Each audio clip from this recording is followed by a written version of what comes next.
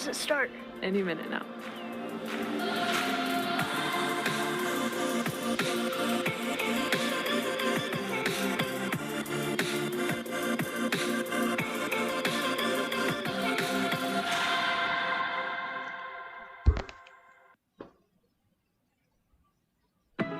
Greetings, planet Earth, and welcome to Spaceport, America, the beautiful home of Virgin Galactic in Sierra County, New Mexico, and the stage for today's momentous occasion. I'm delighted you can join us for an historic day. Over the next few hours, you'll see live coverage of today's spaceflight, unprecedented access inside the spacecraft, and a live performance of a brand new song by multi-platinum artist Khalid. Entrepreneur, philanthropist, iconoclast, activist, adventurer, billionaire, goatee host organism. Later today, Richard Branson and his crew will return to Earth as astronauts. Hello, everyone. I'm Stephen Colbert. Thank you for joining us. Earlier this morning, Richard Branson and his crew arrived at Spaceport America, ready to embark on a life-changing journey. When Richard called me and asked me if I'd like to host today's live stream, I said, "Who is this? And how did you get my number?" Then he's known Richard for years. I've never been to his private island, but that's okay. That's how close we are. Friends don't have to ask friends to their private island, evidently. And to be fair, it might be because I've spent most of our friendship making fun of him on TV. Longtime viewers of this broadcast know that I have an ongoing feud with Sir Richard Branson, Virgin CEO and adult of the corn, Richard Branson. Sir Big Baby here, having what some critics have called facial hair.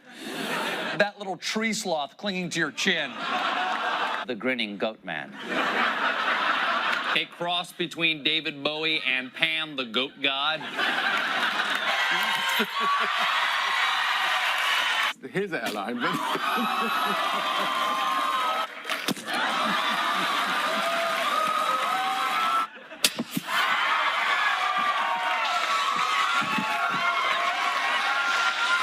Obviously, I said all of that in character on a comedy show. So, Richard, I want you to know, as myself, sincerely, I meant every word. But there is one thing Richard and I do have in common: a deep, lifelong passion for space exploration. That's why Richard founded Virgin Galactic in 2004 with the dream of sending private citizens into space. Now, to do that, he needed to build every part of a whole new industry. He had to construct a spacecraft capable of the journey. Then, to launch these space planes, he had to help create the world's first commercial spaceport. And most importantly, he had to find the people capable of turning his dream into a reality, as well as people brave enough to get on a spaceship built by the guy who launched a soda this awful. Seriously, he lost money selling sugar water. All aboard! Today marks the culmination of Branson's dream. He and his crew will set off on a supersonic voyage in which they'll achieve a maximum velocity of more than Mach 3.5 and ultimately enter zero gravity.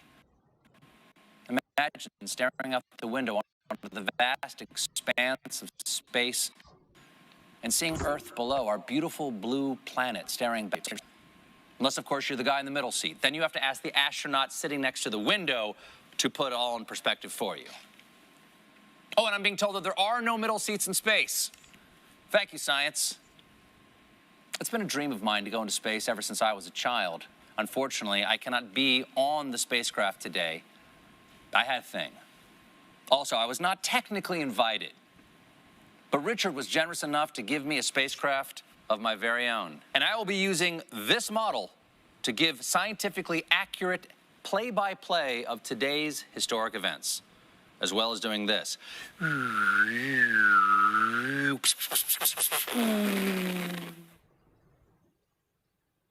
The Virgin Galactic crew are an inspiration to be bold, to be audacious, and to never give up in the pursuit of even your wildest dreams. So let's now take you to where the action is happening, live in the studio at Spaceport America, where your other co-hosts are standing by. First, one of the newest members of the Virgin Galactic team. She's a science author, an expert in space exploration, a bioastronautic researcher, and most impressively, a TikTok star. Kelly Girardi, Great to have you here, Kelly. Next up, a man who has flown 2 space shuttle missions and spent time on the International Space Station, where he served as commander and performed a viral David Bowie cover. Here he is, the first man to do open mic in zero-G, Chris Hadfield. Welcome, Chris. And finally, your mission host for today. She's a structures operations engineer for Virgin Galactic, and fun fact, actually got married in the spaceship that will be taking the crew up today, Veronica McGowan. So now I turn it over to Veronica, Chris, and Kelly for more on today's historic flight. Thank you. It's a pleasure to be here with you all, live from Spaceport America. It's a momentous day for Sir Richard Branson, a milestone for Virgin Galactic, and a historic event for the future of spaceflight. Just 7 weeks ago, Virgin Galactic completed the first ever human spaceflight from the great state of New Mexico. And today, our founder and his crew will become some of the very few people to have experienced space travel. Let's take a look at how they arrived to Spaceport America.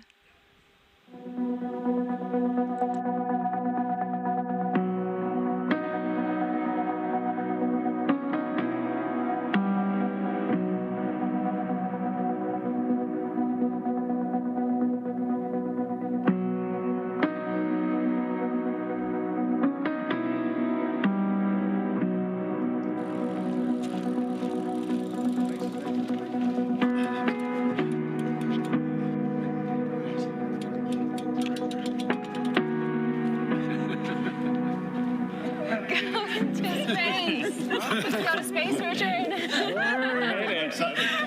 You look more prepared than I do. You're late. Come on, get suited up. Let's go.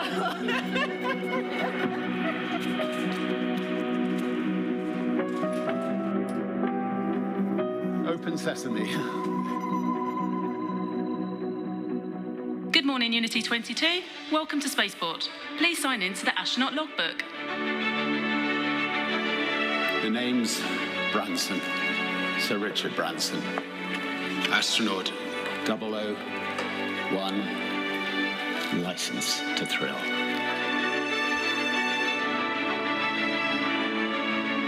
Astronaut 002, Beth Moses. Astronaut 003, Colin Bennett. It's got a beautiful back. Sarisha. Astronaut 004, Sarisha Bandla. And she's astronaut 004. Congratulations, Unity 22. You are officially registered for space.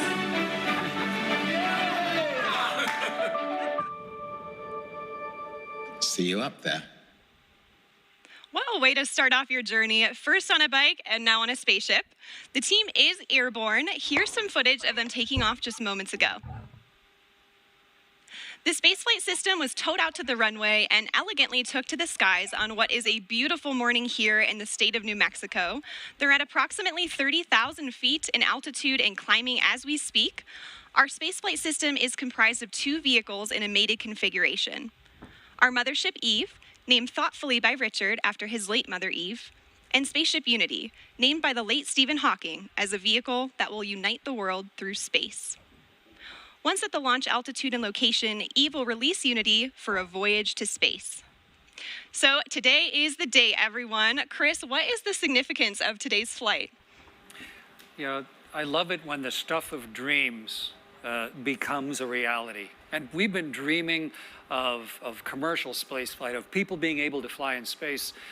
I mean, since the very first pioneers started flying, the X-15, which was the wonderful program in the 60s, was so much like the profile that they're going to follow today.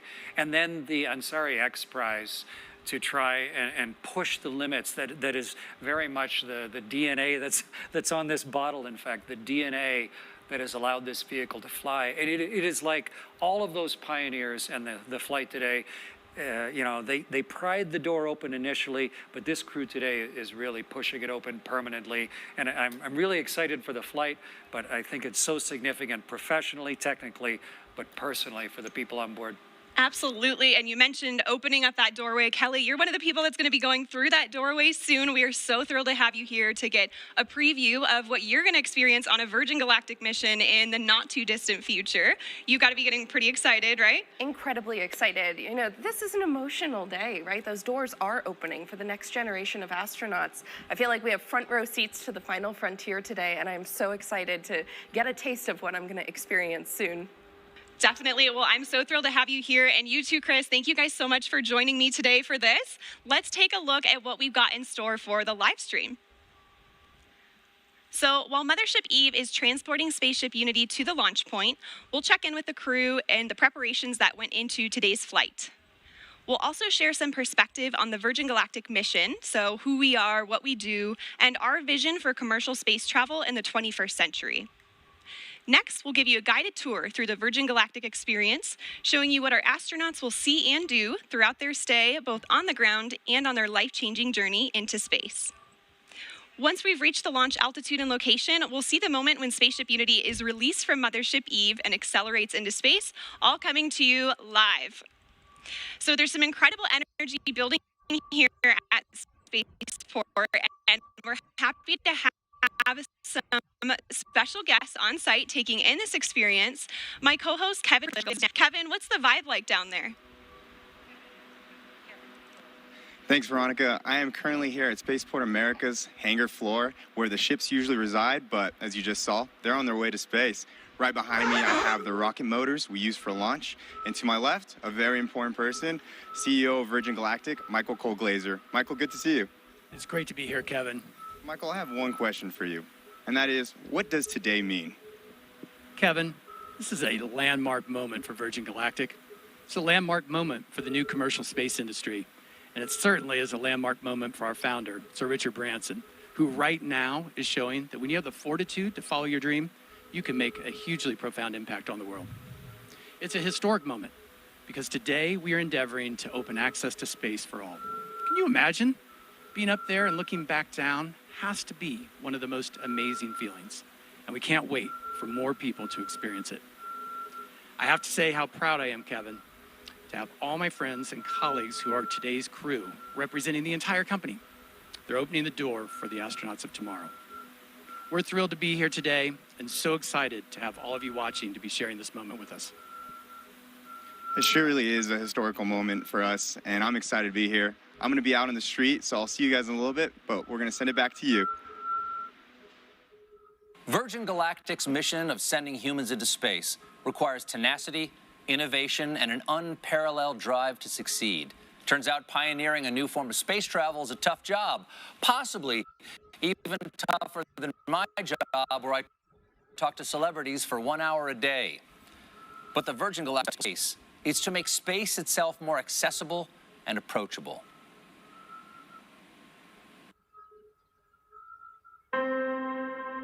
Line 3. Hello. Hi. Have you ever thought about going into space, Richard?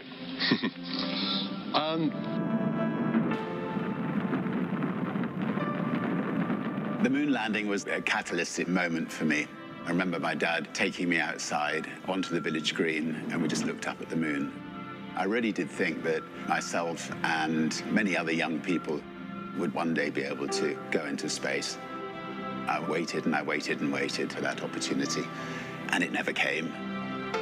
They got me thinking. I went to the registry office and I registered the name Virgin Galactic Airways. It's a brilliant innovation story. The origins of spaceflight at the time, it was big government. The X Prize was a chance to turn that into a much more personal spaceflight experience. Spaceship One claimed the X Prize and improved the dream as possible. This was the first private venture to go to space, return safely, and do it again just 2 weeks later. And then from there, we just started expanding. We knew we wanted a bigger system. We wanted something that you could float about the cabin, actually experience zero gravity. Virgin Galactic offers the first real platform where we can actually open it up to make space for all of us. We build on the shoulders of giants, but we want to be that first baseline for Earth and actually deliver on that promise. We are changing the way humanity views space. We've taken the impossible and we're making it inevitable. I always want to celebrate the team on this. You need heart, You need the best minds. You need the best humans to work on programs like this. The sky's no longer the limit for us. This is an inflection point in human history. 2 astronauts on a tiny television inspired a kid from England. Imagine what greatness can come from a generation seeing Earth from space. You're seeing your home planet. It's a real connection with the Earth. It grounds you and it feels timeless. I think in the same way that I was inspired by the moon landing. Release. Fire. I really hope that there will be a world who will be captivated and inspired about the possibility of them going to space one day.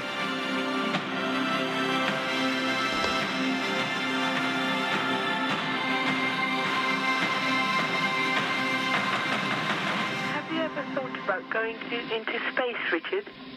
I'd love to go into space. I think there could be nothing nicer. So if you're building a spacecraft, I'd love to come with you on it.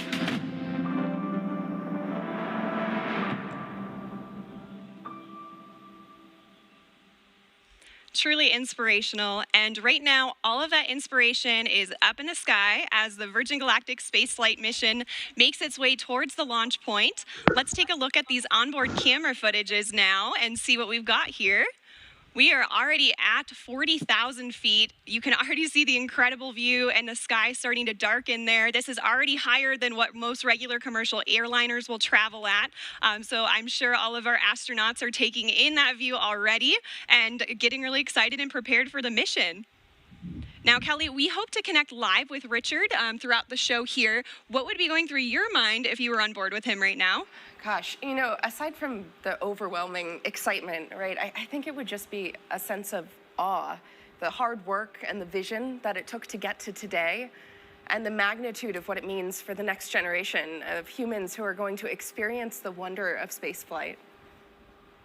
Absolutely. I mean, this is certainly the dawn of a new space age, and Mothership Eve is currently ascending still. We're already over 40,000 feet. Our target launch altitude for today is 45,000 feet. But in addition to that launch altitude, we also have a designated release point within the airspace. So while you may see us get to altitude rather quickly, we'll continue to complete our flight path until we get to that designated launch point.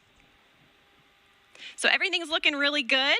Again, they're over 40,000 feet now, and just a beautiful view you get there already. I imagine they're just getting really excited for their upcoming space flight.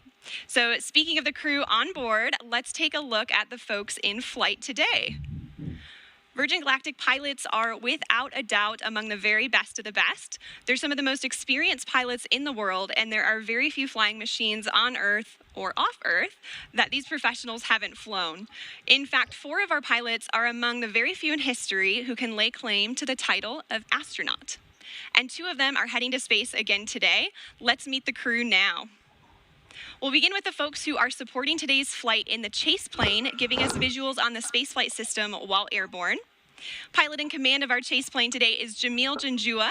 He's completed over 4,000 flying hours in 48 different vehicles throughout his career, which spans over 20 years in the Royal Canadian Air Force.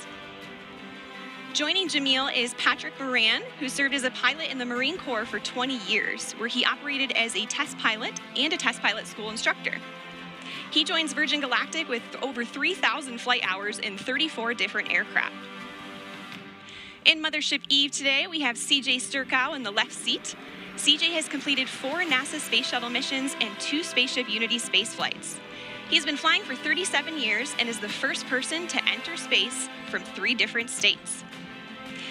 CJ is joined by Kelly Latimer in the right seat, who's logged more than 6,700 hours in her 32-year flying career. And Kelly is also a pilot with Virgin Orbit, our sister space company, and she just flew their successful launch the other week. Piloting Spaceship Unity today, we have our chief pilot and astronaut, Dave Mackay. Dave's been with Virgin Companies for over 25 years now and has more than 14,000 hours of flight time to his credit. Just incredible, and spanning no fewer than 140 different types of aircraft. With Dave is astronaut Mike Masucci. Mike recently passed more than 10,000 hours of logged flight in a career that's put him in the cockpit of more than 80 different types of aircraft, including the U-2 and, of course, our very own Spaceship Unity. As you can see, our passengers today will be flown to space by some of the most accomplished and experienced pilots in the world. And in the cabin of Spaceship Unity today, there are 4 mission specialists. Let's hear some more about them now. Astronaut 004, Sirisha Bandla. I'll be testing the researcher experience. Virgin Galactic is opening up the opportunity to go to space for everyone. This is a whole new era to get people from different backgrounds, different geographies, different communities into space. And it's giving researchers the opportunity to fly with their payloads. And that is unheard of. They can take the work that they've been doing on Earth to space. And I'm so excited to see where the community takes it in the future. Astronaut 003, Colin Bennett. I'll be evaluating cabin procedures during boost and weightlessness. When I was younger, I assumed that space was only available to a very select few. I had no idea myself that I would ever be in a position to go to space, but here I am. And how awesome it's going to be a part of the journey of opening this up to hundreds and then thousands of more people in the future. Astronaut 002, Beth Moses. I'll be spaceship cabin lead and test director. I cannot remember not dreaming of going to space. There's the little tiny kid looking up at the stars, the little girl making model rockets. It just was part of my childhood. I think it's a very natural, human, innate curiosity. We're all explorers and adventurers, so I really don't remember an age or a moment where I discovered space. I just always remember dreaming of going to space. Astronaut 001, Richard Branson. I'll be evaluating the customer spaceflight experience. Astronaut 001, what a title to have. Now, I don't know about you guys, but I'm excited to hear who gets the spot of 007 as well. So let's hear more about the man who has the license to thrill.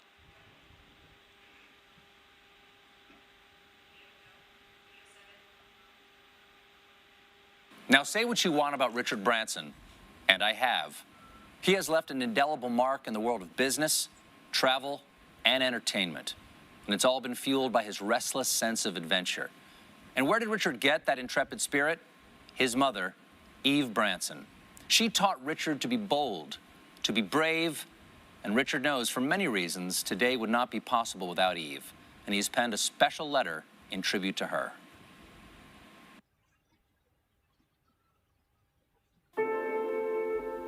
Dear Mum, you always told me to reach for the stars. Well, I took my own winding road, but I always knew to follow your lead. You always pushed us to our limits. When I was a child, you threw me out of the car miles from our house and urged me to find my own way home. You let me jump into a river to sink or swim. You and Dad taught me and my sisters independence and loved us with fierceness and tenderness. You were always an adventurer. You took glider lessons dressed as a boy, enlisted during World War II, toured Germany as a ballet dancer after the war.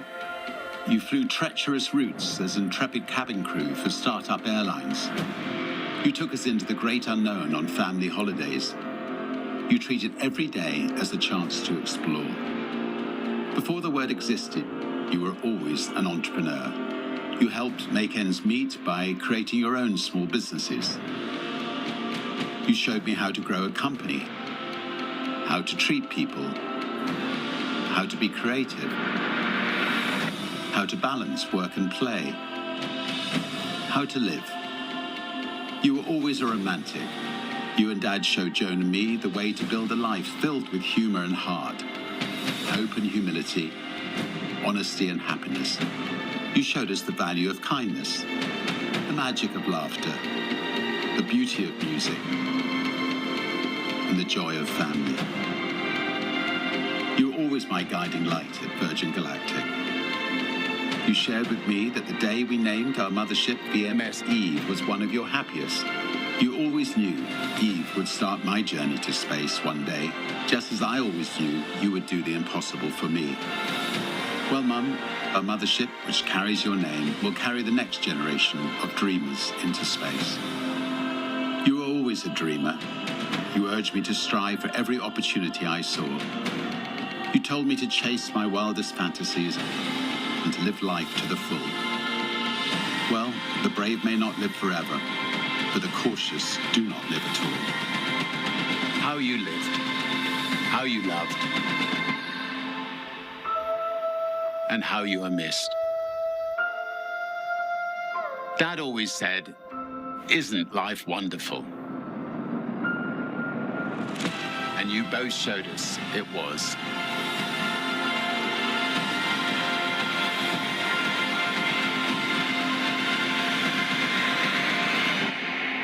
Always.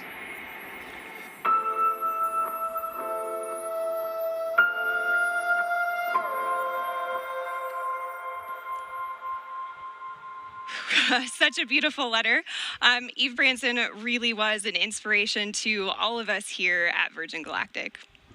If you're just now tuning in, my name is Veronica McGowan. I'm a structures operations engineer here at Virgin Galactic. Alongside me is astronaut Chris Hadfield and future astronaut Kelly Girardi. So great to have you guys here.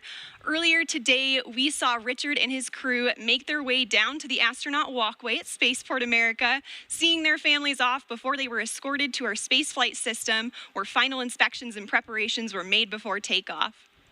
They were driven to the runway in our fleet of Land Rovers, and Land Rover is our exclusive automotive partner, and they help with day-to-day operations. And in fact, we have a bespoke vehicle that we designed with them called the Astronaut Edition. And this is exclusively available to Virgin Galactic future astronauts, and it's the one that drove Richard to Spaceport, to Spaceship Unity this morning. So we're delighted to have Land Rover as a part of the team. And right now, our crew are on their way to space. Let's check in on them via our onboard camera footage. Wow, look at that view already, and you can see some contrails. Chris, how do you think the crew will be feeling right about now? So many different things at once. They're just about leveled off at altitude, right up at 46,000 feet. But inside their bodies, they've got like this tug of war going on because they're focused. Like there's no more focused, you know, the 4 in the back and the 2 in the front, really focused. But at the same time, there's this like rising excitement that you can feel like a thermometer going up inside your own body. But I remember at the time, what I really wanted to do was go back to my 9-year-old self and just run around the cockpit and scream and wave my hands because it's just so exciting and fun. They're focused, they're professional, they're doing their job, but it's just a magnificent moment as we get ready for ignition. Yeah, I mean, I'm sure there's certainly a mixture of excitement and anticipation with our crew today, but they will all be focused on the task at hand, as you said, and preparing themselves to run through their individual test points. And on the subject of testing, today's spaceflight is an opportunity for us to evaluate our cabin experience. It's the environment where our passengers will cross the 50-mile border, defined by NASA as the entry to space. Let's hear more about the transformative journey that our crew are on.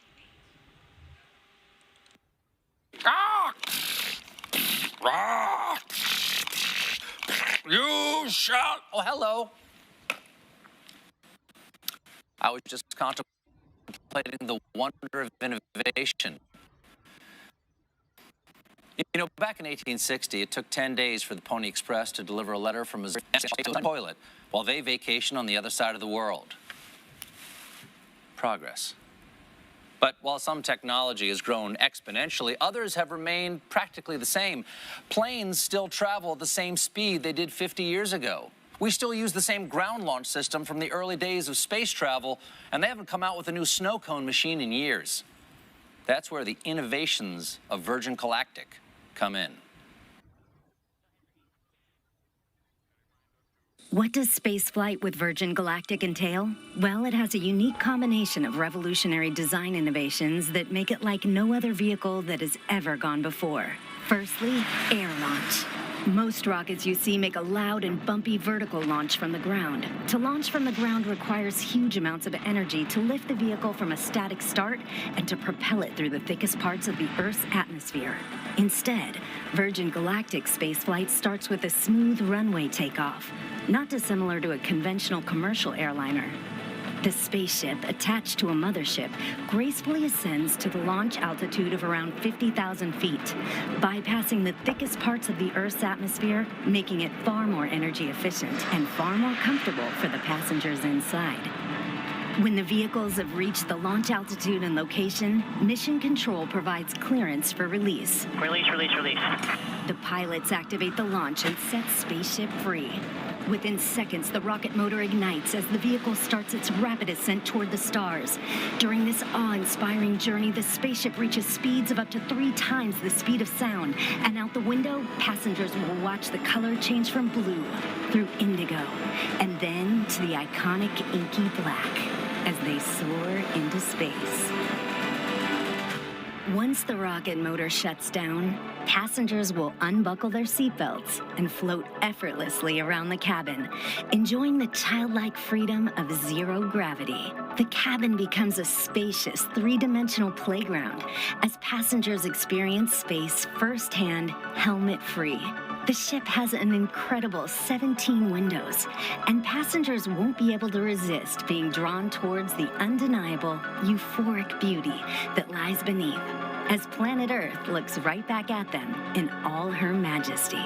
Whilst enjoying weightlessness and the life-changing view, the vehicle is preparing itself for re-entry into the Earth's atmosphere, utilizing the second design innovation of Virgin Galactic's space system, the Feather.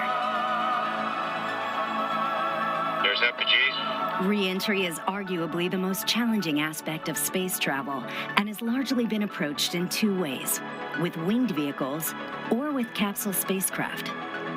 The revolutionary aspect of Virgin Galactic Feather technology is that it enables the vehicle to act like a winged vehicle when it is advantageous to be a winged vehicle, and then behave as a capsule when a capsule design gives you the advantage. On the way to space, the spaceship folds in half, with the booms moving upward to a 60-degree position as our pilots put the vehicle into an elegant backflip. This points the windows straight back towards Earth, offering passengers astounding and unobstructed views. This maneuver also allows the vehicle to behave like a capsule on re-entry, spreading the friction heat generated from re-entering the Earth's atmosphere across the entire underside of the spaceship and aerodynamically enabling it to reorient itself from any position. Once the ship has slowed down and starts to travel through the thicker parts of the Earth's atmosphere, where a winged vehicle is advantageous for maneuverability, the booms come back down from their feather position, and the spaceship gently glides back home safely and smoothly, ensuring a thrilling yet comfortable ride for those on board, and landing on the same runway it took off from. A truly extraordinary design, fit for an out-of-this-world experience.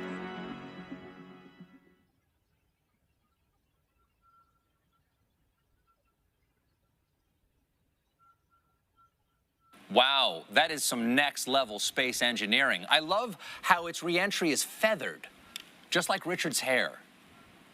And I imagine it must be an emotional and life-changing moment to experience zero-G and see our fragile planet floating in the depths of space. I would go up in a minute if my wife would let me. How about you, Veronica? Oh, absolutely. I mean, that would be an offer too good to refuse. Now, Chris, I'm sure you'd agree that the experience that Richard is having right now is probably a lot more comfortable than your launches.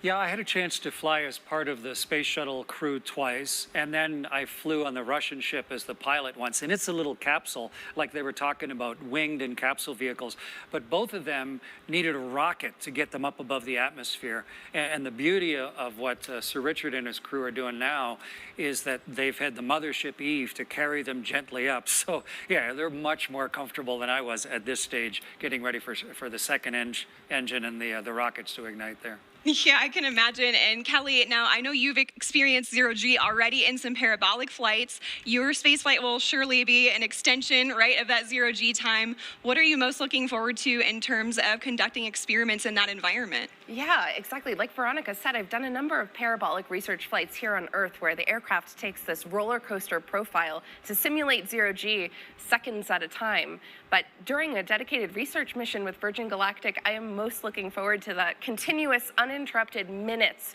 worth of microgravity exposure to do my experiments. It's just an unprecedented time. The next generation of researchers and scientists are going to be flying with their payloads, and I'm so excited for what's to come.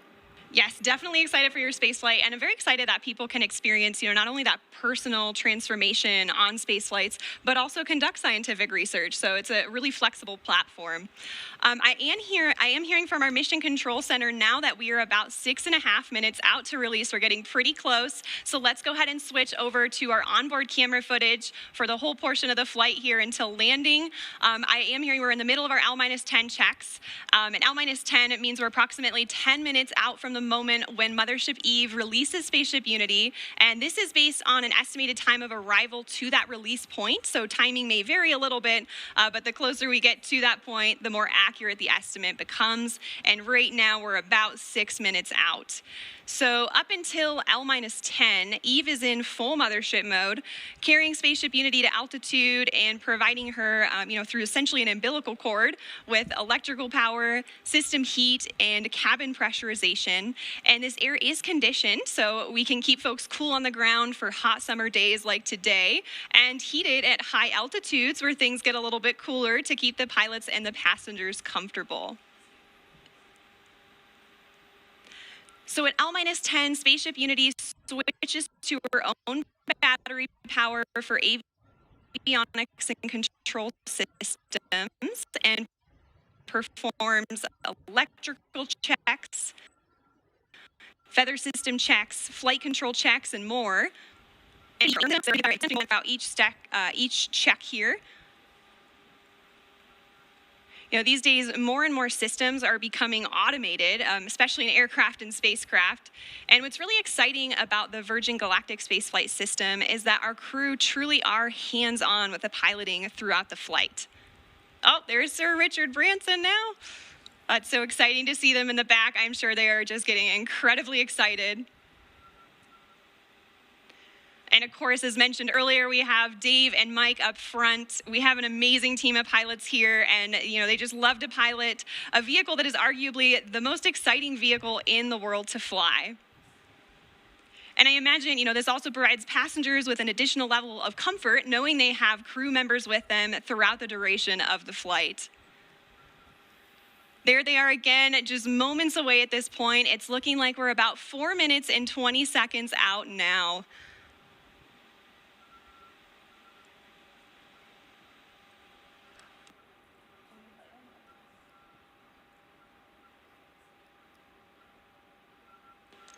All right, so I am hearing from our Mission Control Center that we have L-4 checks in work now, so we just passed the 4-minute mark. At this point, the pilots are ensuring the spaceship is in its launch configuration after going through the various L-10 checks, just confirming all settings are back in their place and go for launch. And this is also the point when Spaceship Unity will isolate her air supply from Eve and prime the rocket motor by opening the backup oxidizer valve. And once these actions are complete, the pilots are going to seek clearance for release from MCC. And that's shorthand for our Mission Control Center. We have 2 MCCs supporting today. Our primary Horizon is located here at Spaceport America, and they're being supported by the Oculus Mission Control Center at our manufacturing base in Mojave, California. These teams consist of experts across various departments and disciplines within the company, and they're verifying checks with the crew today every step of the way. All right, and I've just heard from MCC that our L-4 checks are complete. We are roughly 3 minutes out from release at this point. It's getting really exciting. I don't know about you all, but I can feel the anticipation building just watching the screen and looking at their faces. Look at that, they've already got big smiles on. And we have just received clearance for release on time from Mission Control Center. So we are 2 minutes and 30 seconds out now. I can only imagine what it would be like to be on board. This must be incredibly exciting for the crew.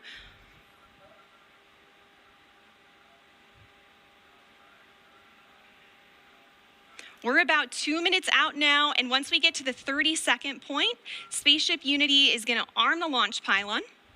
And then once we get to that designated point, the mothership pilots are actually the ones that engage the release, setting Unity free. So we have actions for both the mothership pilots and the spaceship pilots, so they're in coordination and all agree on the launch.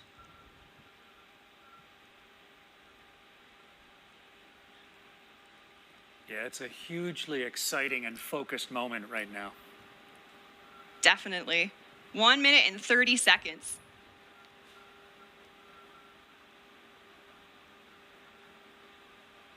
The spaceship pilots are also going to push the stick all the way forward to prepare for release. And things happen pretty quickly after the release. So the pilots are going to light the rocket motor and they're going to accelerate in level flight until they reach Mach 1, at which point they'll start what we call the gamma turn, where we turn directly up and head to space. 1 minute to release now. It's getting real. So exciting.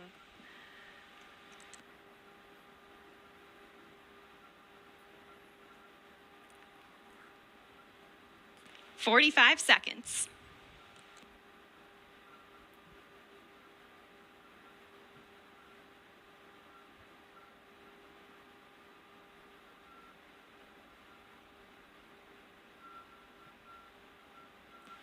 "30 seconds. The Spaceship Unity pilots are arming the launch pylon now. We are armed for release. 20 seconds.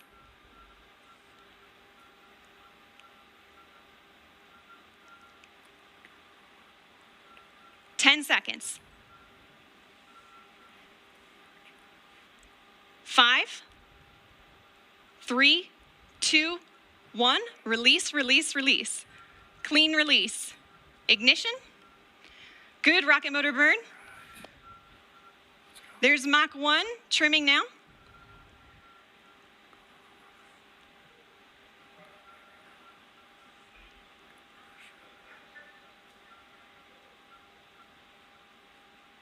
Trim complete. Unity is pointed directly up and heading to space. Things are looking great. We are 25 seconds into the burn now, approaching Mach 2. 30 seconds, Mach 2. Everything's looking really good and stable. 40 seconds. 45 seconds. 50 seconds, approaching Mach 3. There's Mach 3. And 60 seconds, and that is a full duration burn, folks. We are headed to space. And the passengers in the back have been cleared to unstrap.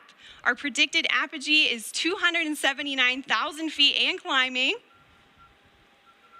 The pilots are now unlocking the feather, and as soon as they do that, it's going to initiate a backflip for Spaceship Unity. This is normal. We want those windows pointed down towards the Earth to maximize that incredible view. So feather is coming up now, and the pilots are also enabling the RCS, or reaction control system, which is what they'll use to control the attitude of the vehicle while we're outside the atmosphere.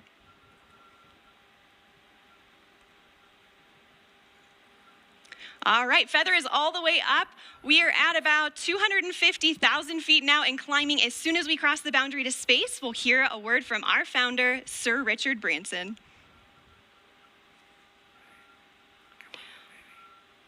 Welcome to Space, Unity 22.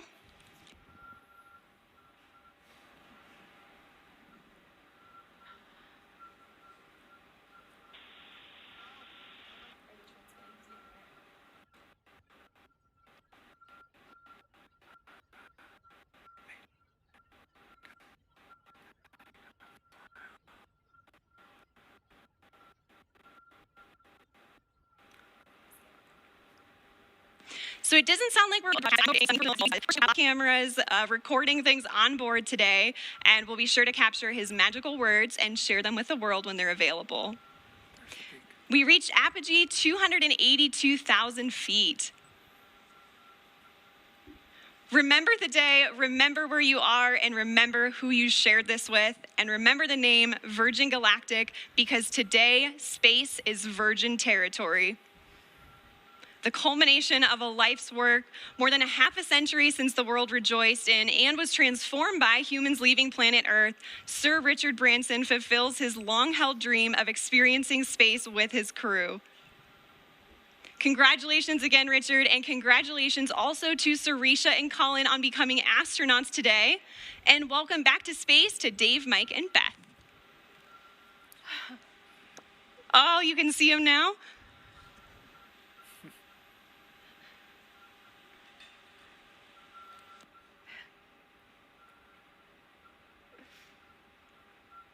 So we are on the re-entry portion of our flight now, and the mission specialists are heading back to their seats.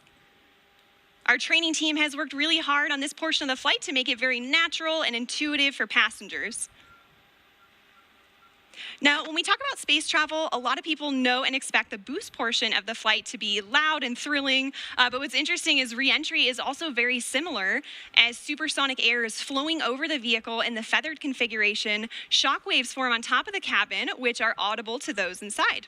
And for those of you on site watching on the ground, you should be able to hear a double sonic boom as Spaceship Unity once again breaks the sound barrier.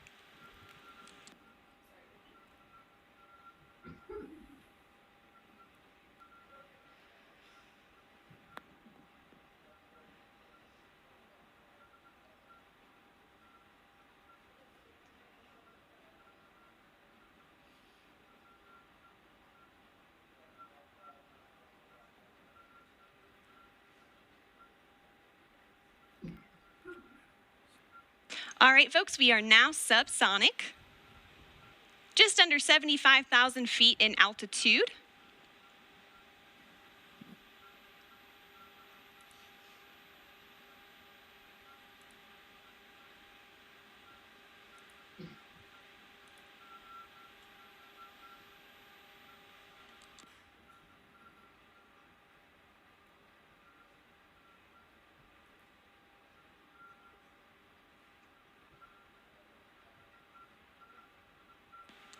Now, also note too, this is our first time transmitting HD camera data down to the ground and then out to a global live stream.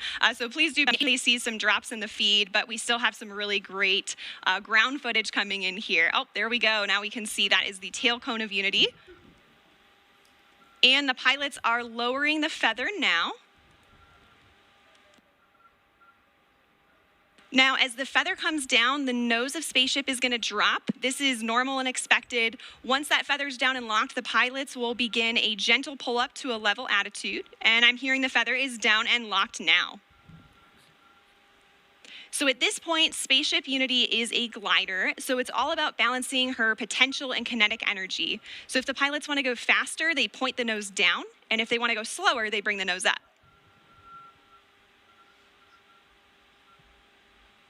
And right now I'm hearing the crew's listening to a special soundtrack for the glide. It's the latest release from Khalid, a track called New Normal. And all of us will get to hear that on Earth during our celebration, so stick around for that.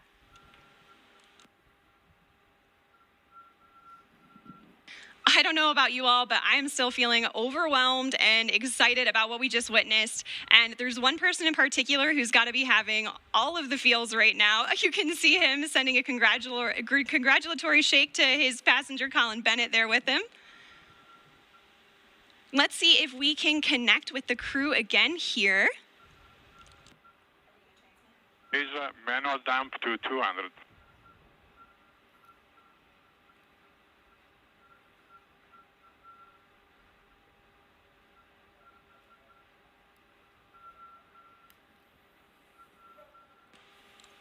So, Richard, you just went to space. This has got to be the ultimate birthday present for you. What was it like?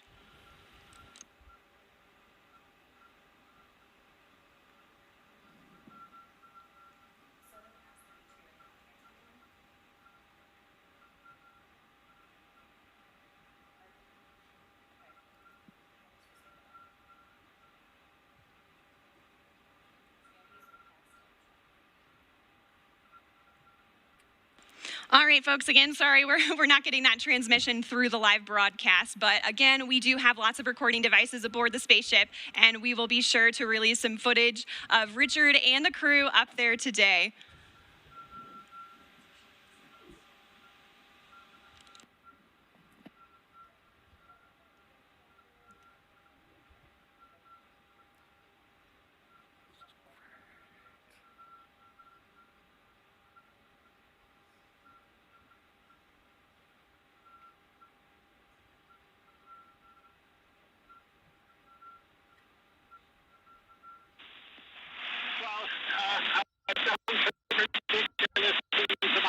Lifetime. That was really one day built to experience it. It's a complete experience for a lifetime. And now I'm looking down at a beautiful spaceport. Congratulations to everybody for creating such a beautiful, beautiful place. Congratulations to all our wonderful team at Virgin Galactic for 17 years of hard work to get us this far.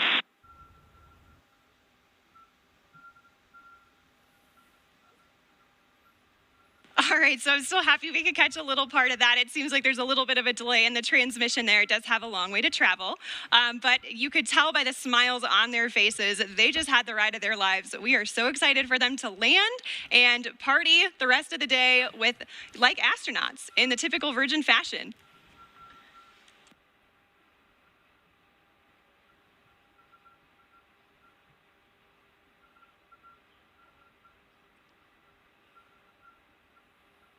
So we are at 22,000 feet now and descending. And as I mentioned earlier, Unity is a glider at this point. So the pilots right now are discussing their energy management plan. And pretty shortly here, they'll be meeting up with our chase aircraft with Jamil and Patrick to get some really cool visuals of Spaceship Unity.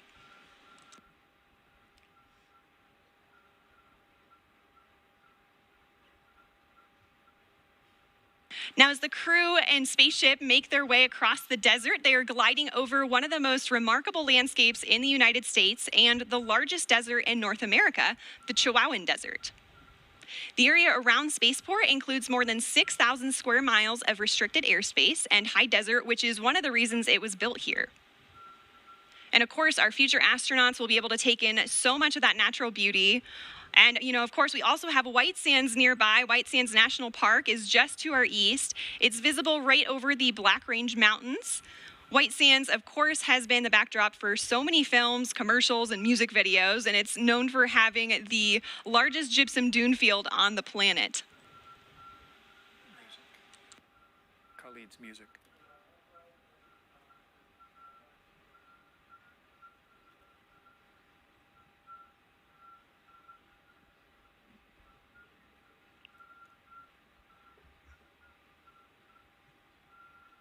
So also nearby is the Oregon Mountain Desert Peaks National Monument, and that's nearly 500,000 acres of protected land that our guest families will be able to experience.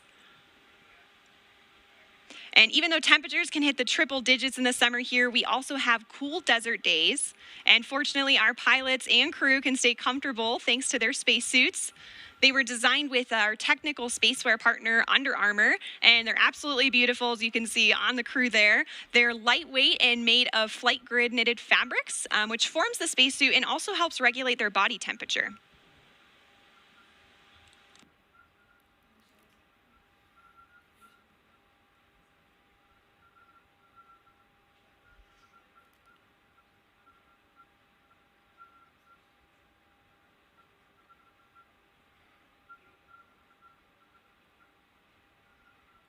So also to commemorate this flight from New Mexico, we reached out to the Zia Pueblo, who gave us permission to use their sun symbol on our spaceship. This symbol is also a part of the New Mexico state flag, and it's embedded with symbolic meaning. The number 4 is sacred to the Zia people, and the emblem represents the 4 directions, the 4 seasons, the 4 times of day, and the 4 phases of life. We are honored and proud to feature this perfectly balanced symbol on Spaceship Unity's tail cone, as we also celebrate our new home.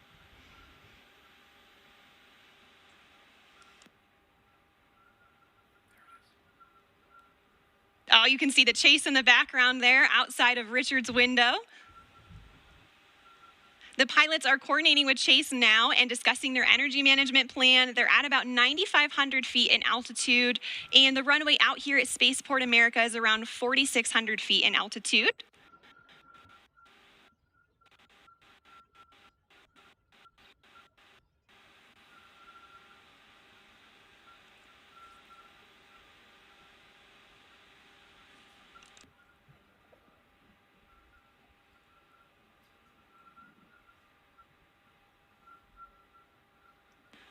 All right, we have 3 landing gear down and locked.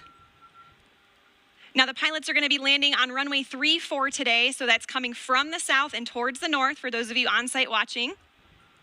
And for the non-pilots tuning in, those numbers represent the first 2 numbers of the magnetic heading of the runway. So for example, 34 is 340 degrees on your compass. We are just about 1,000 feet above the field now and on final. 500 feet above the runway. 300 feet. Over the threshold.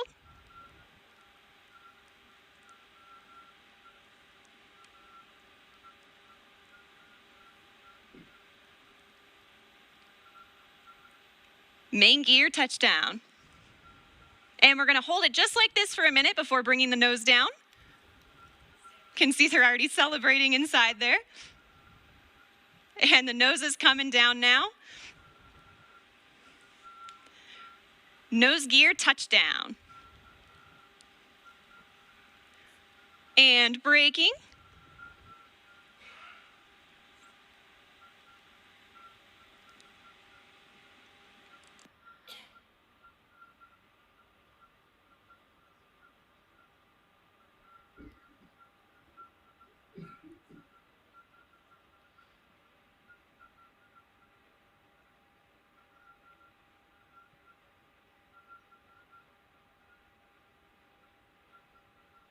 Look at that incredible drone footage here as we come in.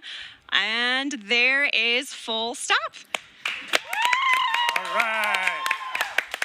A perfect landing. Virgin Galactic 4 mission specialists on board from our operational home base, Spaceport America. A beautiful day of flight. What a moment. Congratulations to everybody on board, and of course our very own spaceship Unity, who returned to space today. And of course we also saw beautiful flying from our Eve crew, CJ and Kelly, and brilliant work by our Chase pilots, Jamil and Patrick, all of whom are still in the air right now. Great job to you all. Ladies and gentlemen, there it is. More than half a century since the world rejoiced when humans first achieved spaceflight, Richard Branson fulfills his dream of experiencing space travel. Congratulations to Richard and Virgin Galactic. Congratulations also to Colin Bennett and Sarisha Bandla on becoming astronauts. And also a welcome back to space for David Mackay, Mike Masucci, and Beth Moses. Well, stay tuned, folks. We will be hearing more from our astronauts later in the broadcast, and we also have a special musical performance to celebrate today's milestone. But first, let's hear some thoughts on the flight. Chris, you've returned from space several times now, both on a capsule and a space shuttle. How does this landing compare to the landings you've experienced? Well, obviously, that's a much more gentle landing than a capsule on my Soyuz flight. The shuttle 2 times is quite similar to what the crew just went through. But for them, of course, it's such a personal experience now. And what are they going to do with this? How are they going to take this amazing view of the Earth that they've just had and the kind of brave new nature of what this whole team has just accomplished?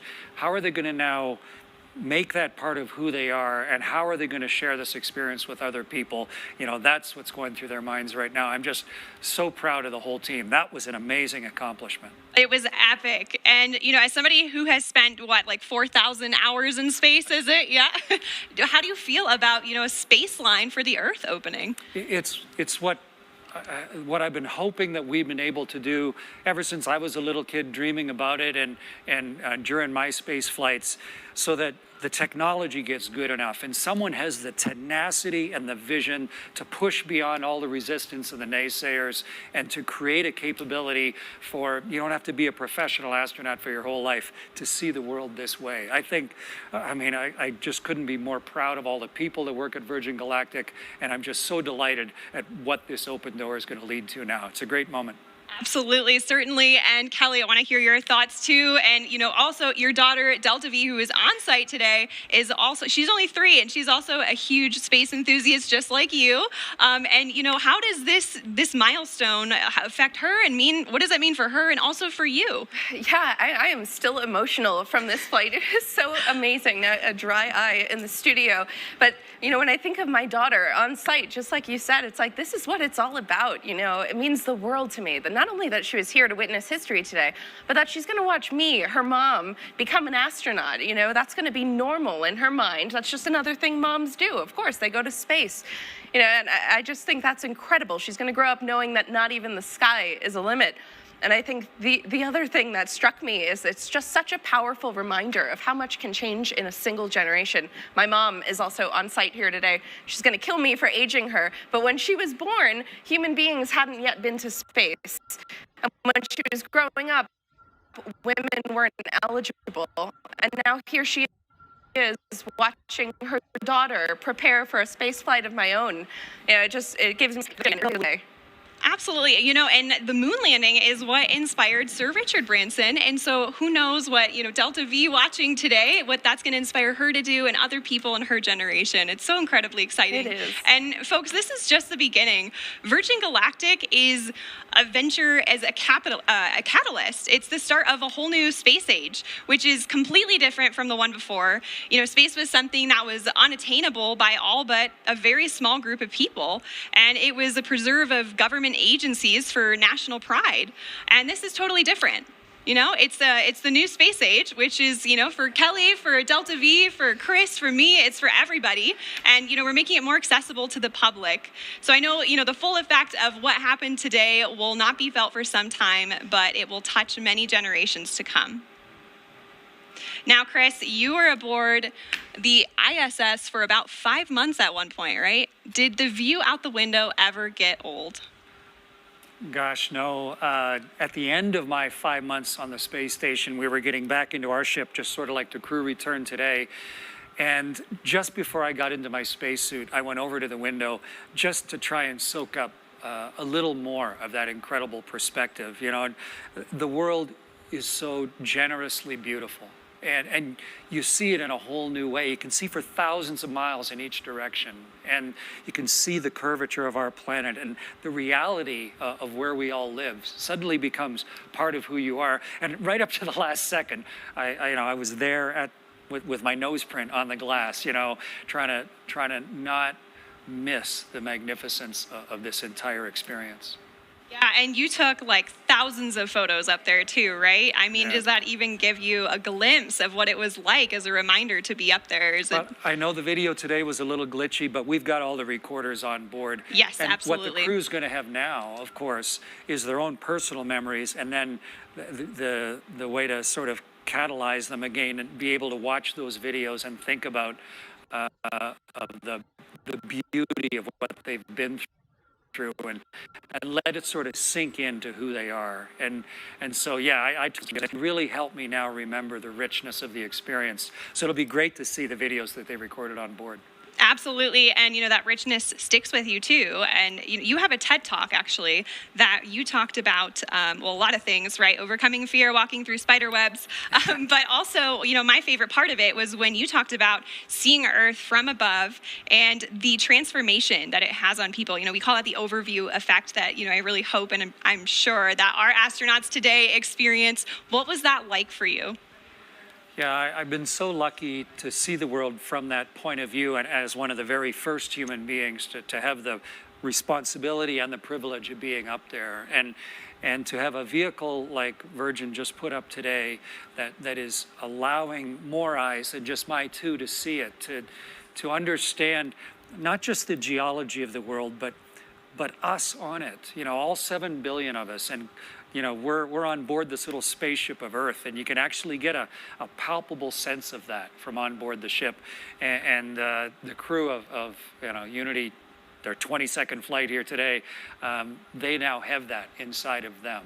And all the subsequent crews. Kelly, when you fly as well, you're going to have a chance to sort of shift your permanent perspective of how all this works. Go from being a two-dimensional human to now suddenly really understanding the 3 dimensions and what this planet truly looks like. And it's going to do us all good. As many people can see that as possible. Absolutely. And, you know, Kelly, I know you're going to be conducting a lot of experiments on board while you fly with Virgin Galactic, but I hope you're taking some time to look out the window and enjoy that too, right? I'm going to have to carefully choreograph precious time at that window just to soak it in and enjoy the moment and be in the moment. Definitely. And, you know, while we're waiting for our crew to disembark now, can you actually tell us a little bit about your experiments? Yeah, absolutely. So I'm going to be flying healthcare and fluid experiments on board my research flight. The first one is the AstroSkin. It's a wearable sensor system designed to monitor how spaceflight affects the human body. The cool thing about it is the AstroSkin is currently worn on board the International Space Station by astronauts, but my flight will be the first time that we're collecting data during launch, re-entry, and landing. So I'm really excited to contribute to some novel data collection for the next generation of astronauts. Another experiment I'm flying is a fluid experiment designed to evaluate the behavior of liquid in a confined environment in microgravity. That's also going to be fun because I'm going to be interacting with a fluid cell that has a camera attached to it, and data collected from that experiment can help inform, you know, new technologies related to life support systems or novel designs for syringes for administering medicine in space. So I'm very excited for the opportunity to take my payloads with me to space. Absolutely. Well, that's so cool. I am hearing that our Chief Medical Officer, Tara Castleberry, is approaching the vehicle now, and they are going to do a medical debrief with the crew. So we'll see that here momentarily. And our crew is actually going to join us later in the broadcast where they will receive their astronaut wings. So, Chris, I'm sure you have a vivid memory of the day you received your wings. Yeah, wings that we wear on our chest, they're a measure of a lifetime of work and purpose and personal accomplishment. And all of the different organizations, of course, have their own wings. But when I flew in space, it was the very that's on my chest. So that was a huge honor for me to have, you know, the Prime Minister of Canada to take these new wings that had minted to show a new human accomplishment, and then for me to have that as part of who I am for the rest of my life. And so it's a huge honor for me that I'm going to be part of that ceremony for these folks that just flew now. I was just going to say, now you get to return that honor to the crew today. It's so exciting. And you have a really important role to help present those astronaut wings. So we're all looking forward to seeing that. As our pilots and passengers prepare to make their way back to Spaceport, let's hear a little bit more about our special musical guest who will celebrate their arrival. Thanks, Veronica. And if you thought that was incredible, folks, someday you're going to tell your grandchildren that you were watching the live stream when Virgin Galactic and Richard Branson first launched into space. And they'll say, "We know, Mima, you've told that story 100 times. But then you'll say, even the part about Khalid performing the song New Normal for the first time? And then they'll sit up excitedly and they'll say, "Really? You were there?" And you'll say, "Yes." Because, ladies and gentlemen, here to debut his new single, New Normal, welcome to the stage, El Paso's very own Khalid.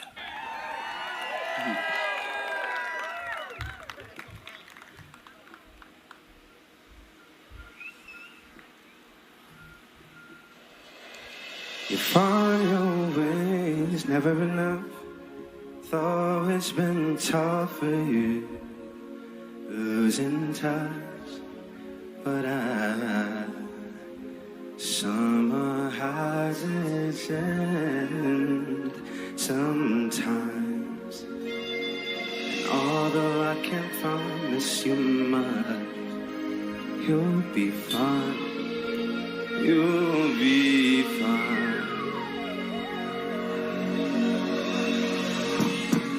So you make it better somewhere in darkness, sitting you the hardest. Don't know what predicted how far we came. It's not what you wanted. How fast time goes, living in the moment, taking you for granted. It's a new normal, it's up for us to live in it, not to understand it. Hey, you find your ways, never enough. Though it's been tough for you, losing touch. But I heard summer has its end sometime. Although I can't promise you much, you'll be fine. You'll be fine.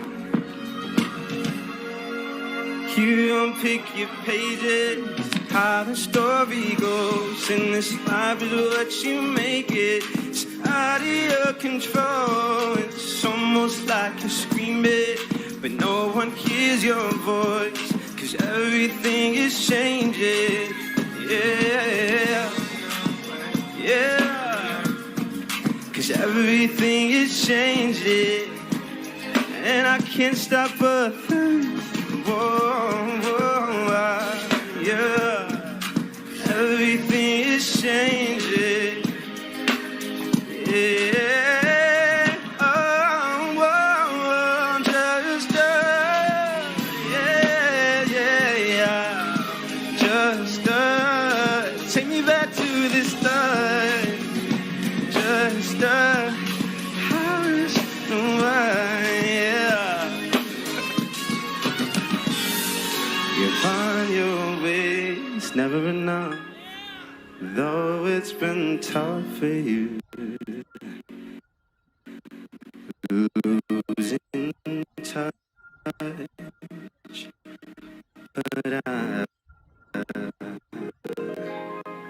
summer has its end sometime.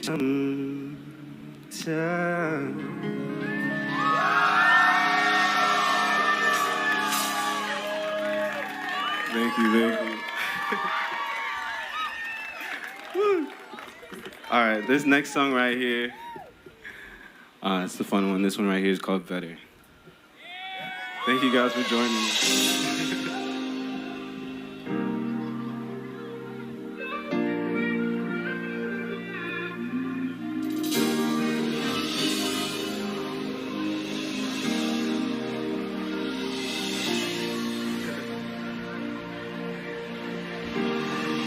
Love to see you shine in the night like the diamond you are. I'm good on the side, it's alright, just so me in the dark. No one's gotta know what we do. Hit me up when you're bored. Oh, nah, yeah. 'Cause I live down the street, so we meet when you need, and it's yours. All I hear is nothing feels better than this. Nothing feels better. Nothing feels better than this. Nothing feels better. Nah, yeah. We got high. This is what you like, on me. Yeah. Nothing feels. You say we're just friends, but I swear when nobody's around. Hey, you keep my hand around your neck, we connect. Are you feeling it now? 'Cause I am. I got so high the other night, I swear to God, I'm from my feeling ground. Hey, back against the wall, this is all you've been talking about. My head, nothing feels better than this, no, yeah. Nothing feels, hey, oh, now we got high. This is what you like, I'll admit, yeah. nothing. No, left, right. Take it back, bring it side to side, like that, right. No, left, right. Take it, yeah. Oh, yeah. Nothing feels, yeah. Nothing feels better. Nothing feels better. No, yeah. Now we got a heart to see what you like. Hey. Nothing feels better than this.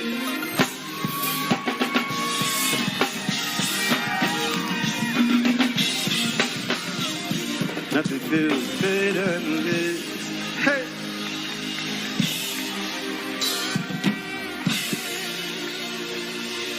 Thank you. I have one more song for you guys. This one right here is called Talk. Hey, how you doing up there? Y'all good? All right. Can we just talk? Can we just talk about where we're before we get lost? Limit your thoughts, can't get what we want. Never felt like this before. I apologize if we're moving too far. Can we just talk?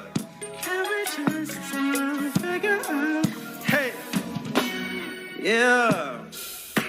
Starting off right, I can see it in your eyes. I can tell that you want more. What's been on your mind? There's no reason we should hide. Tell me something I ain't heard before. Hey, you've been about it, and it's you want more. So stop about it. Can we just talk? Yeah, can we just talk? Talk about love before we get lost. Limit your thoughts, can't get what we never felt like this before. I apologize if we're moving too far. Can we just talk? Can we just talk? Yeah. Oh, nah. Penthouse view, got some flowers in the room. I'll make sure I leave the door unlocked. I'm on the way, swear I won't be late. I'll be there by 5 o'clock. Hey, you've been about it, and it's me you want. So stop about it. Can we just talk? Can we just talk? Yeah, before we get lost, yeah, let me up. Yeah, I've never felt like this before. If we're moving too far, can we just talk? Yeah, can we just talk? Can we just, can we? Before we get lost, yeah, let me up. Yeah, I've never felt like this. Yeah, but can we just talk?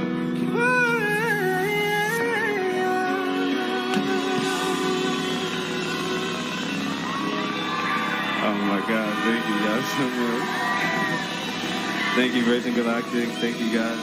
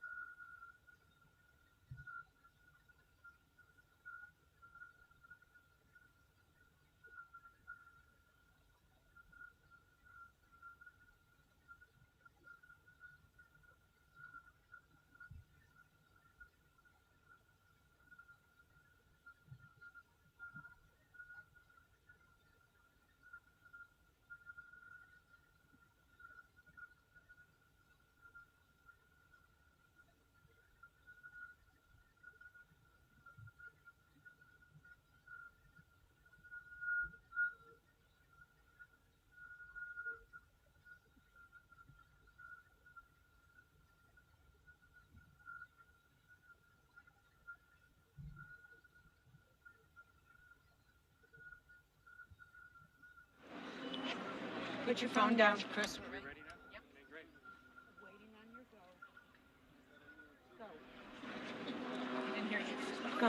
That was beautiful, man. I really enjoyed that. One of the lyrics in your new song was, I never predicted, how far we've come. And Yeah. Look what we were just at here today. What did you think of the whole thing today?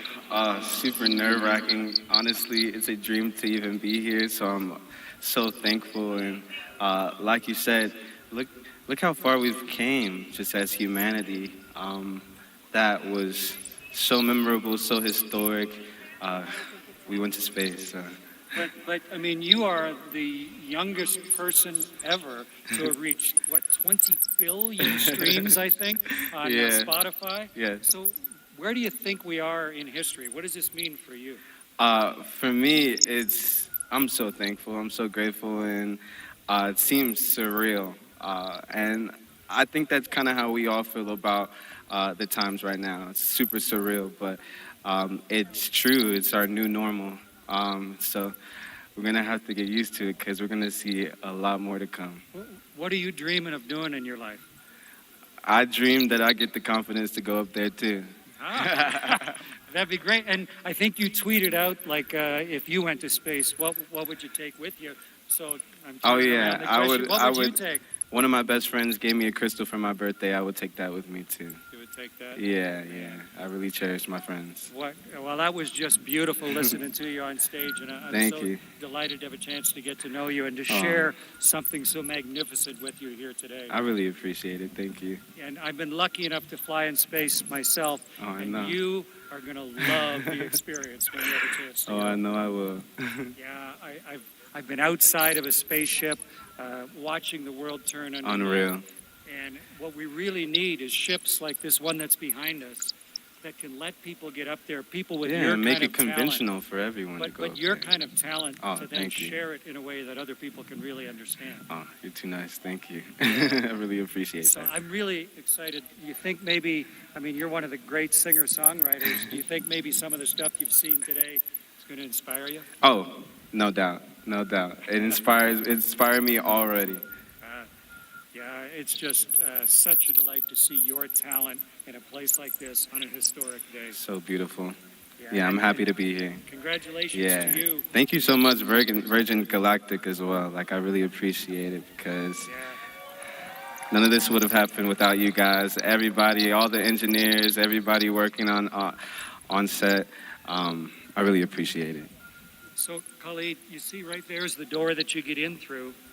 And then you get into your seat, and then you could have a chance to go experience that for yourself. Yeah, we'll see. We will see.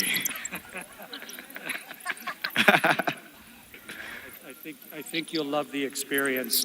To be able to not just get up on stage and see all the thousands of people, but to get so far up and see the world. It's just a wonderful, beautiful experience. So congratulations. Thank you so much. And a wonderful day to be together. Oh, I really appreciate it. Thank you, guys.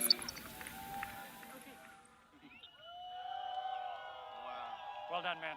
Well done.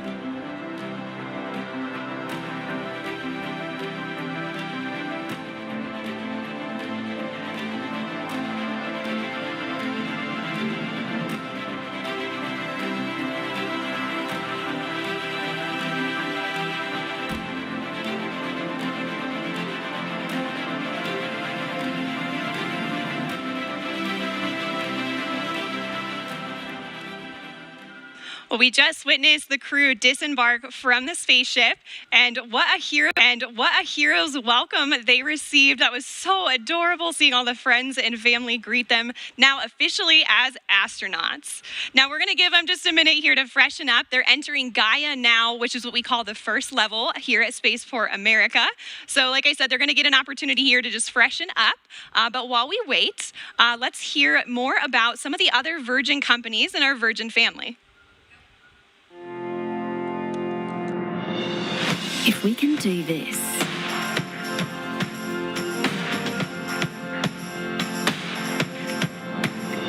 imagine what else we can do.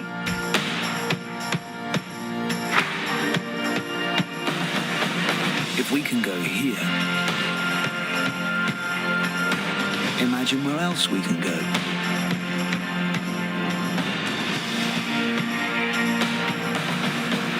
If we can feel this. 3, 2, 1, release, release, release. Fire, fire. Imagine what else we can feel.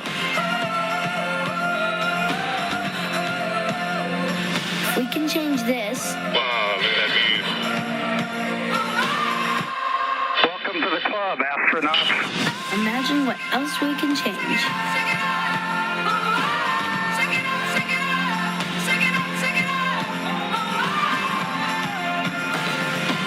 If we can share this,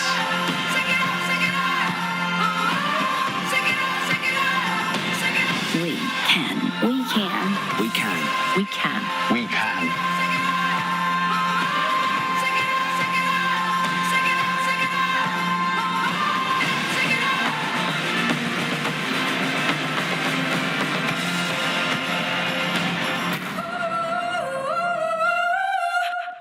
It's so wonderful to see how all of the Virgin companies are making a difference in the world. Now, you saw some of our footage from our previous flights in that video as well. Let's see some highlights from today's flight.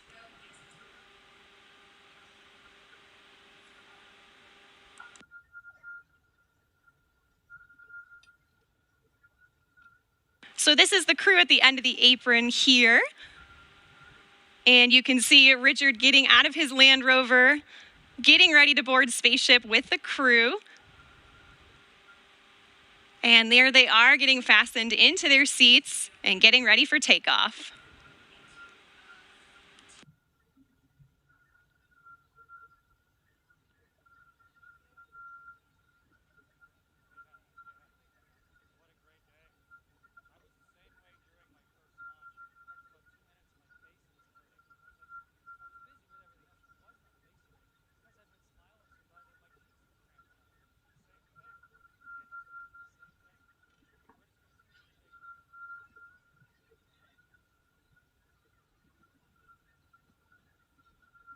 Just a beautiful takeoff, and I imagine that's just so comfortable and intuitive for people to experience on their way up and give them, a way to contemplate what's about to happen. And there's release there, the exciting moment, lighting the rocket motor and headed to space.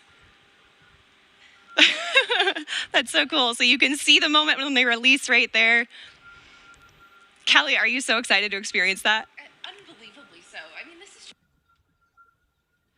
this is something only a handful of humans have ever experienced in the world. And for the first few hundred humans who journeyed to space, their flights, look at this. I mean, that footage is incredible. So cool, just floating in zero G. Their flights focused solely on function. But for the next generation of astronauts, we have this opportunity to optimize on experience. And there's just no one better to curate that experience than Richard Branson and Virgin Galactic. I mean, this is just the next generation of spaceflight. Absolutely, and customer service is certainly his specialty. And, we do everything in style here, including that stylish landing on the same runway they took off of. And there it is now being towed back. Again, this is footage from today's flight just moments ago. Right now, we have our crew in Gaia, which is the first floor of our Spaceport America's Gateway to Space building. And we call this the Gateway to Space because it is literally the last building that human beings step foot in before becoming astronauts. And these moments, like Richard has said, this is what it's all about. His grandchildren, the next generation. I mean, that generation is going to grow up with unprecedented inspiration, exposure, and access to space. It's going to fundamentally change the way we live, the way we see ourselves and the world. It's unbelievable to be here today, to get to see this and to be a part of this history. Yeah, it's so heartwarming there to see Richard with his grandchildren and his family. Back in 2018, on our very first space flight, he wrote a letter to his grandchildren. Let's take a step back and see some history on that.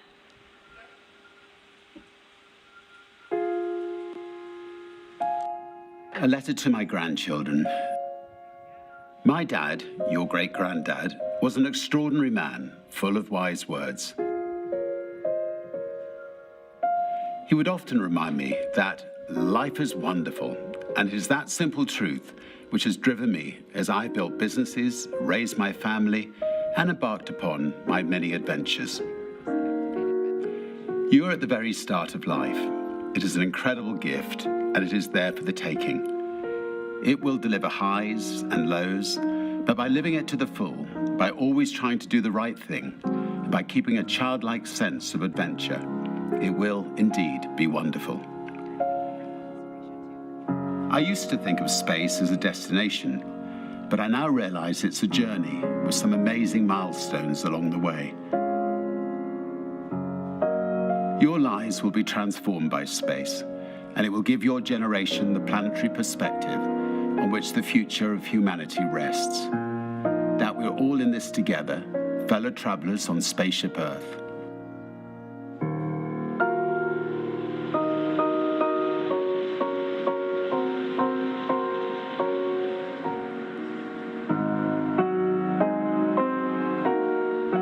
Today we pass the most significant of them all, as our beautiful VSS Unity, along with the hopes and dreams of so many, became the first spaceship built for regular passenger service to put humans into space.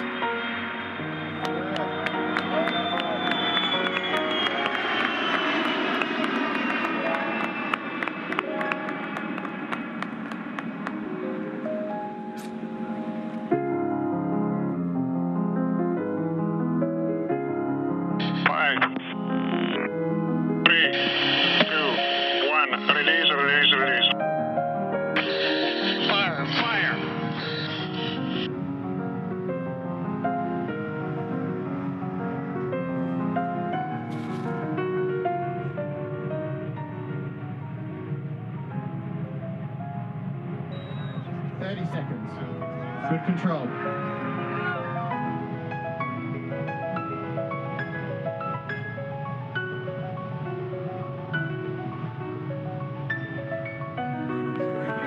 Seconds. 58 seconds. Motor shutdown. Mach 2.8. Great motor burn, everybody. We're going to space, Richard. 264,000 feet. Welcome to space, Unity.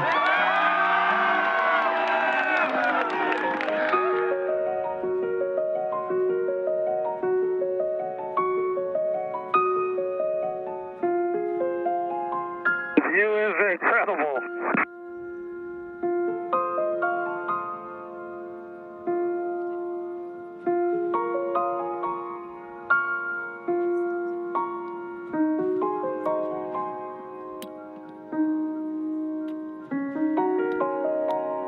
Check that out. We can see Mexico.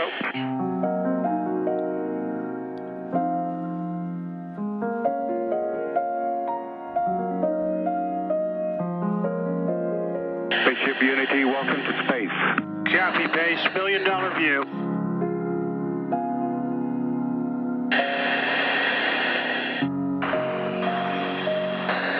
After G.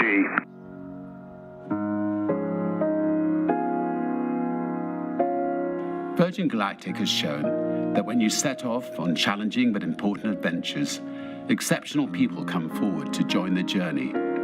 People who are consistently by your side and on your side. People who share your dreams and people who help make them reality. Rolling to the right.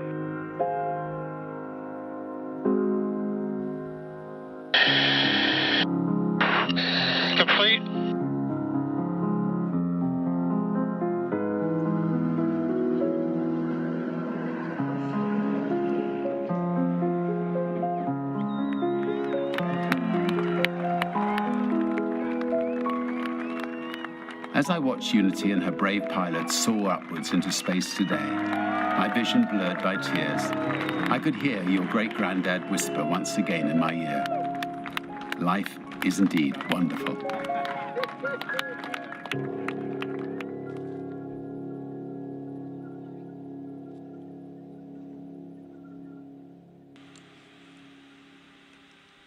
That is just really heartwarming, and it's so cool that his grandchildren could be here with him today to celebrate his space flight. Now, our crew pretty soon here are going to receive their astronaut wings, and I'm hearing that Gaia and the ramp are just in full celebration mode at this point. And let's go ahead and check out some of the action down there. Kevin, who have you got there with you? Thank you so much, and we are here where the action is, and it is, you can feel it. It's so much fun out here. Everyone's excited. And who do I have the pleasure of speaking with today? Sharon Hagel from Orlando, Florida. And welcome, Sharon. And what did you think of today's launch? Oh my God, it was so exciting. I'm beyond it's over the moon. And I didn't realize it was going to be so emotional. I'm still shaking. This is incredible. You and me both, Sharon, and it's really exciting. And I also hear that you're actually a future astronaut who's going to go on the ship yourself. Yes, I'm so proud to be a part of this community, this family of astronauts from the very get-go. It's an amazing group of like-minded individuals who love space. That's amazing, and I'm excited for you, and I can't wait till that moment. And then, in fact, thank you so much for speaking with us. We have another future astronaut, I think, coming right over here as well. Mr. Ron, I think we spoke a little bit before. Yes, can you tell us what your name is and where you're from? Yeah, it's Ron Rosano, San Francisco Bay Area. Well, welcome here to Spaceport America. What do you think of the location? Oh, it's always fabulous here, and it's such an emotional day, and not only for us that are connected to Virgin Galactic and the project, but as we turn a corner and expand the thinking and understanding of our world and us as a planet, and to think of the views and the ways things are going to spread for students and people around the world, and thinking of us on a spaceship, Earth, and us crew on Earth is a very emotional, profound thing. That's amazing. Yeah, so what are you looking forward to most when you go up to space here in the near future? Oh, it's hard to say. I think you would expect a change in your understanding of the world and in the way it relates to you. That's fantastic. And I hear you work with children in some organizations. Can you talk a little bit about that? Sure. I've been organizing video conferences with students from classrooms all over the world with me and other future astronauts, and also staff from Virgin Galactic. So we give students the opportunity to have a one-on-one Q&A session with people that are going to space and people that are building spaceships, and that's incredibly rewarding work, and we're so glad to do it. Oh, we're glad to have you here, and thank you so much for speaking with us today. And we have one more guest down here we wanted to talk to, and what is your name? Hello, I'm Zana Vazim, and I'm from Toronto, Canada. Well, welcome here to New Mexico. What did you think of today's event? It was unbelievable, unreal, and truly out of this world. Have you ever thought about going to space yourself? Yes, actually, I am a future astronaut. I'm the youngest one so far, and the reason that I think space is so inspirational and important is because it represents the unity of humanity. It truly doesn't belong to one country, one nation, and it's without borders. And so my dream is not just for myself to experience space, but for women and young girls to experience it too. Well, you are truly an inspiration, and I can't wait for your journey. It's going to be coming up soon, and today marks the big day. It's a catalyst for all this, a new day for us in space travel, and here we are. Can't wait to get back in the crowd, so we'll be checking back with you guys in a bit. Back to the studio. It's great to see some of our future astronauts here today. Right now, we have over 600 future astronauts from 60 different countries. I know all of them today, whether they're here at Spaceport America with us or watching from around the world, will be eagerly anticipating the day they arrive here with their friends and family, ready to take in their space flight. All right, ladies and gentlemen, at this time, our amazing, historic, heroic crew are ready to come on over to be fitted for our wings ceremony right outside. Let's hear from a Virgin Galactic astronaut, our Chief Astronaut Instructor, Beth Moses, who witnessed those life-changing views firsthand. My name is Beth Moses, and I'm an astronaut and the Chief Astronaut Instructor here at Virgin Galactic. And I was honored to carry a little tiny piece of everyone's heart with me into space when I performed the first test of our customer cabin. I was very, very eager to perform this test to make sure that the company could succeed and you all could go to space. And so I tightened up my straps right before release. 3, 2, and I felt a free fall, like a drop tower at an amusement park. And time seemed to go slower for a little while, maybe because I was really eager for the rocket motor to light. Fire. Fire. It feels comfortable. It feels like a strong pressure, but it comes on slowly and smooth. But you definitely feel pushed back in your seat. And you have a sense that you're starting to go pretty fast. Then the pilots started to turn us towards space. I had expected the inertial forces to be the dominant sensory input during this gamma turn. And in actuality, they weren't. Outside my window, the sky had gone purple. And the sound and feel and sight, like nothing I'd ever seen before. So I came out of that gamma turn, and I certainly knew that I was headed to space. I could hear the pilots calling increasing Mach numbers, and I literally said, "We're doing it, we're going up." Standing by, 20 knots. 6 center, RCS enabled, transport 17 knots. At rocket motor cutoff, there's no lurch. I didn't lurch forward in my straps, and it's a common misnomer. There's no feeling of suddenly being weightless. Your arms don't suddenly float up. Your hair doesn't suddenly float up and get in your face if you have long hair. It's really actually far more gentle and quiet and calm than any of the Hollywood movies would lead you to believe. The first time you turn and get up out of your seat a little bit and look out the window when you're in space, of course, the first thing that caught my eye was the curve of the Earth. And then I had to go about my test. I tested a few ways to get in and out of the seat. I tested some handrails, and then ultimately made my way forward in the cabin, just behind our pilots, completely weightless, not touching anything, hands up, head up, hair up, feet up. And that moment around apogee is just something. So I was coasting to a stop and able to look out at the Earth. And it feels timeless, and it soaks into your soul. The sky, space, is just this deep, deep, endless black. And then the most compelling thing is the Earth below you. The vista below you is unreal. Beneath me was just this bright, high definition Earth, like in all her glory, Mother Earth. Pictures do not do it justice. And I believe everywhere you fly, there will be something magic about the Earth. And here in New Mexico, you're gonna have the Hope Diamond, because White Sands is right next to the runway. And I think it's amazing that you are stopped and still, and your body has a chance to slow down, and you get this, forgive me, God's eye view of Mother Earth. That stuck in my soul. It's gonna stick in everyone's soul. It's amazing. It's one of the greatest things I've ever seen. I cannot wait for Richard and everyone to experience this and let it soak in and let it do good. It's always so moving to hear Beth speak about that, and it's an experience that Richard just got to experience, as well as Colin and Sarisha. And I am hearing they are all ready now to come out for the wing ceremony, and what a hero's welcome they're gonna get. Let's go ahead and shift our program over to the ramp to capture these festivities. Please welcome the Chief Executive Officer of Virgin Galactic, Michael Colglazer.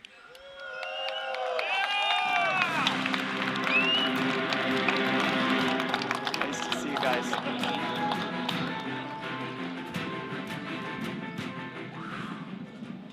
All right. This was a morning, wasn't it? This is a morning we are going to remember for the rest of our lives. And I'm really grateful, and I'm really honored to be with you here.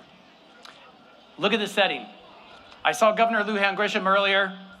There is no better place to go to space than New Mexico.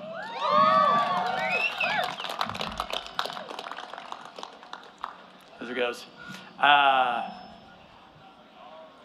still kind of speechless from it all. How about you guys? It is there.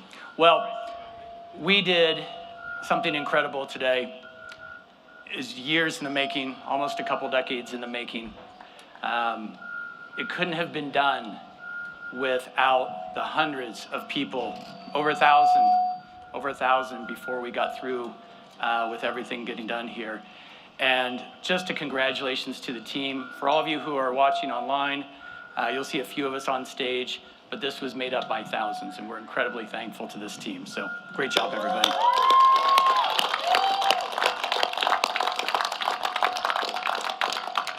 You know, there's one person in the Virgin Galactic family who's not here today, but who is an incredible, incredible force and guiding light for us, and that was Professor Stephen Hawking.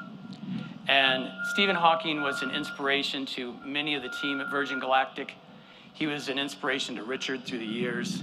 And many people don't know, but Stephen Hawking actually named our spaceship Unity. He's an incredible person, and at a moment like this, I think the words that should introduce our astronauts should be the words that Stephen Hawking himself spoke in 2016 when we rolled out our spaceship Unity. So with that, if we could please hear from the amazing Stephen Hawking.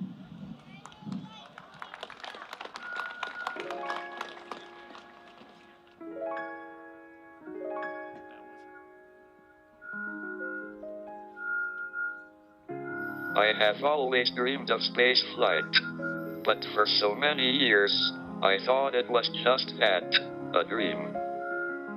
But I had reckoned without the dream of another, a man with a vision and persistence, to open up space flight for ordinary Earthbound citizens. Richard Branson made it his mission to make space flight a reality, for those intrepid enough to venture beyond the boundaries of the Earth's atmosphere. The first private astronauts will be pioneers. We are entering a new space age, and I hope this will help to create a new unity. Space exploration has already been a great unifier. Taking more and more passengers out into space will enable them, and us, to look both outwards and back, but with a fresh perspective in both directions.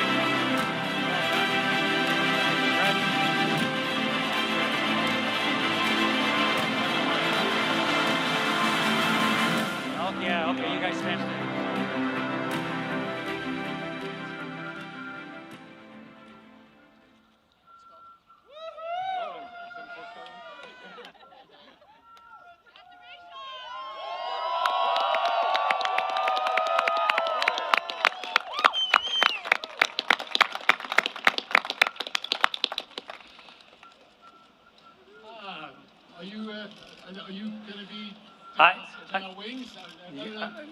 Sorry, I was told, sorry, everything. I was upside down a few minutes ago, so excuse me. Anyway, what a day, what a day, what a day, what a day.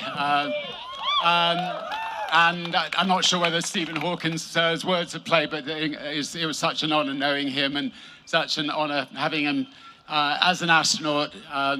He decided to go up there before us, but it's lovely to still have his words with us. Incredible honor to have Chris Hadfield with us.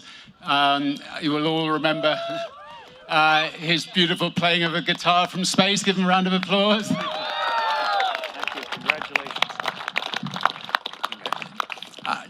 I think, like most kids, I have dreamt of this moment since I was a kid, but honestly, nothing could prepare you for the view of Earth from space.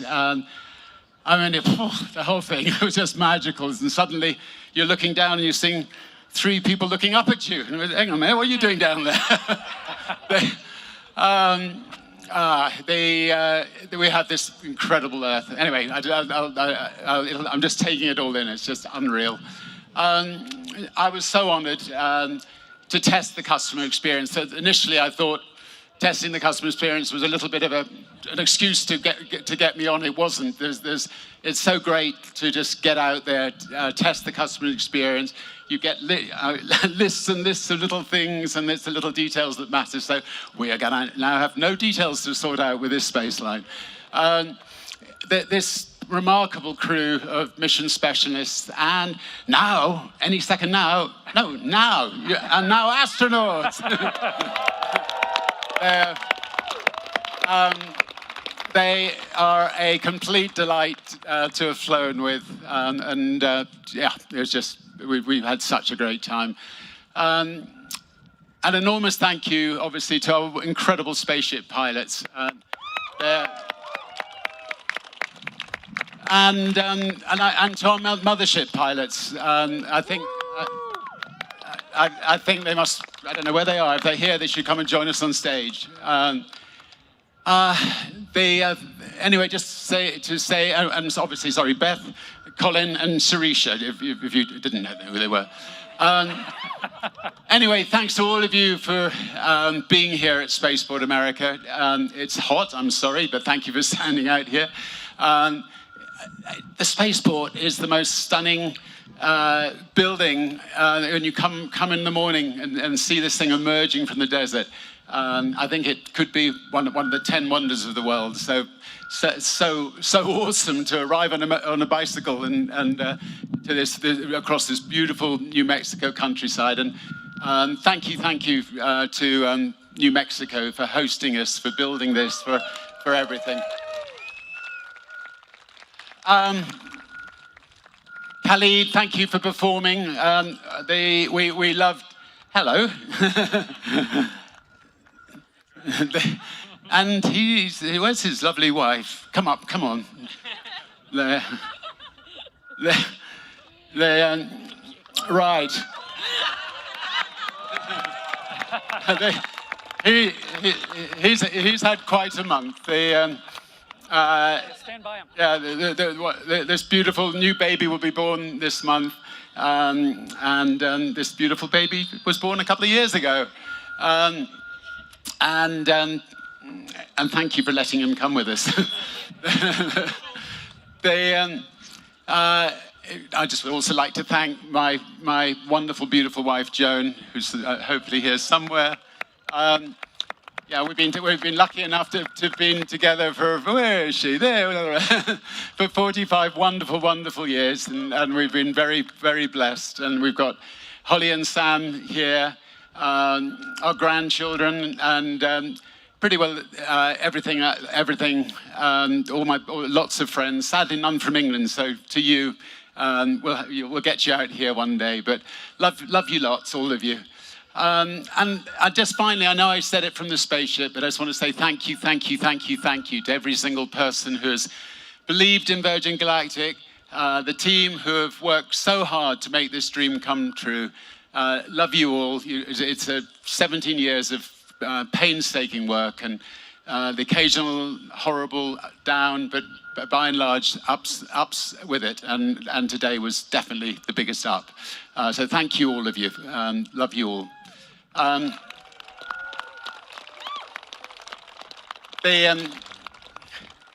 The mission statement that I wrote inside my spacesuit was to turn the dream of space travel into a reality for my grandchildren who are here, for your grandchildren, and for many people who are alive today, for everybody.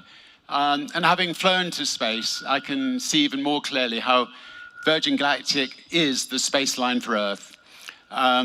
We're here to make space more accessible to all, and we want to turn the next generation of dreamers into the astronauts of today and tomorrow.